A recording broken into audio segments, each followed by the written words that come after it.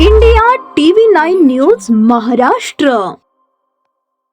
सोलापुरात रविवारी महादेव मंचाळ आणि रंगम्मा मंचाळ या वृद्ध पती-पत्नीचा संशयास्पदरित्या राहत्या घरी मृतदेह आढळला होता. MIDC पोलिसांनी कसून तपास करत या खुनाचा छडा लावला. रंगम्मा मंचाळ आणि महादेव मंचाळ या दोघा वृद्ध पती-पत्नीला सख्ख्या 2 पुतण्यांनी ठार केले असल्याची धक्कादायक माहिती समोर आली आहे.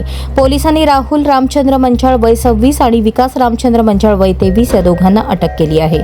पोलिसांनी राहुल मंचाळ आणि विकास मंचाळ यांना ताब्यात घेत चौकशी केली. पोलिसी खाक्या दाखवतात जागेच्या कारणावरून वृद्ध काका काकीला ठार केले असल्याची धक्कादायक कबुली पोलिसांना त्यांनी दिली. दोघा पुतण्यांनी अतिशय थंड डोक्याने वृद्ध काका काकीला उशीने तोंड दाबून ठार केले. त्यानंतर आंघोळ केली आणि रवाना झाले. MIDC पोलीस ठाण्याचे पोलीस निरीक्षक प्रमोद वाघमारे आणि पोलीस निरीक्षक विजय खोमणे आणि त्यांच्या टीमने या खुनाचा छडा लावला आहे. प्रॉपर्टीच्या वादातून अर्धांगवायू झालेले काका महादेव नरसप्पा मंचाळ वय 68 व काकू रंगम्मा महादेव मंचाळ वय 62 राहणार कृष्णानगर कुमठानाका सोलापूर यांचा खून पुतण्यांनीच केल्याचे तपासात उघडकीस आले आहे.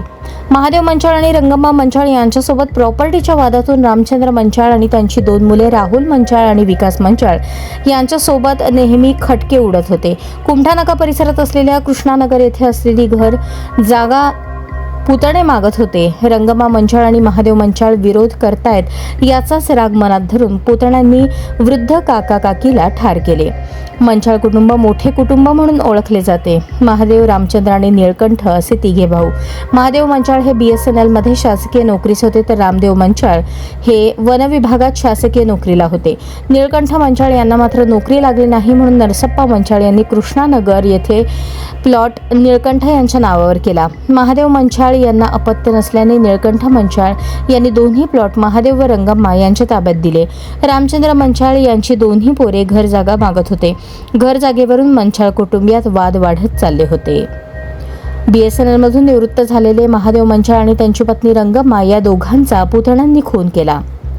राहुल मंचाळ आणि विकास मंचाळ यांनी अतिशय थंड डोक्याने शनिवारी मध्यरात्री काका काकीच्या घरात प्रवेश केला. उशी सदृश्य मऊ कापडाने दोघांचे तोंड दाबून खून केला.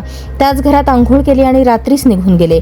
मयत महादेव यांचे बंधू निळकंठ मंचाळ यांनी शनिवारी फोन केला असता फोन उचलला नाही.